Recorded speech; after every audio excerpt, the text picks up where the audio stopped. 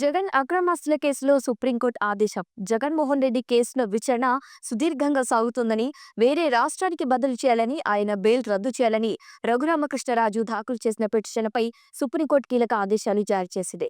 గతంలో supreme court MLA, ఎంపీల కేసుల విషయంలో ఇచ్చిన తీర్పు ఈ కేసు కూడా వర్తిస్తుందని, ట్రయల్ కోర్టు రోజువారీ విచారణను తీసుకోవాలని ఆదేశించింది. అయితే హైకోర్టు కూడా పర్యవేక్షణ చేయాలని సూచిస్తోంది. అయితే హైకోర్టు పర్యవేక్షణలో ట్రయల్ కూడా జరుగుతోంది. కాబట్టి మరో రాష్ట్రానికి బదిలీ చేయాల్సిన అవసరం లేదని జస్టిస్ నాగరత్న, జస్టిస్ సతీష్ చంద్ర మిశ్రా ధర్మాసనం తెలిపింది. బెయిల్ రద్దు పిటిషన్ను కూడా ప్రత్యేకంగా విచారించాల్సిన అవసరం లేదని స్పష్టం చేసింది. పిటిషన్ను వెనక్కి తీసుకునేందుకు రఘురామకు అనుమతి ఇచ్చిన సుప్రీంకోర్టు, జగన్ బెయిల్ రద్దు చేయాలన్న పిటిషన్పై కూడా సుప్రీంకోర్టులో ప్రత్యేకంగా విచారణ అవసరం లేదని ధర్మాసనం చెప్పడంతో రఘురామ తరపు న్యాయవాది ఆ పిటిషన్ను వెనక్కి తీసుకునేందుకు అనుమతి కోరారు. దీనికి ధర్మాసనం అనుమతినిచ్చింది.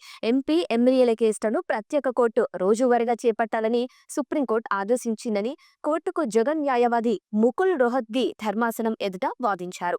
అయితే రోజువారీ విచారణ జరగటం లేదని, శుక్ర, శనివారాల్లో తీసుకుంటున్నారని, గత 10 ఏళ్లుగా ఒక్క డిశ్చార్జ్ పిటిషన్ కూడా పరిష్కారానికి నోచుకోలేదని రఘురామ న్యాయవాది వాదించారు. డిశ్చార్జ్ పిటిషన్ పై కూడా ఇంకా నిర్ణయం తీసుకోలేదన్న రఘురామ తరపు లాయర్, 10 ఏళ్ల క్రితం తెలంగాణ ఏర్పాటైందని, అప్పటి నుంచి ఇప్పటి వరకు కేసులో ఒక్క అడుగు కూడా ముందుకు కదలలేదని రఘురామ తరపు న్యాయవాది వాదించారు. అయితే డిశ్చార్జ్ పిటిషన్ల విషయంలో ఆర్డర్ రిజర్వ్ చేసిన తర్వాత కూడా తీర్పు రాకుండానే జడ్జీలు 6 సార్లు బదిలీ అయ్యారన్నారు. అయితే ఇప్పుడు హైకోర్టు కూడా పర్యవేక్షణ చేస్తున్నందున ఇతర రాష్ట్రాలకు బదిలీ చేయాల్సిన అవసరం లేదన్నారు.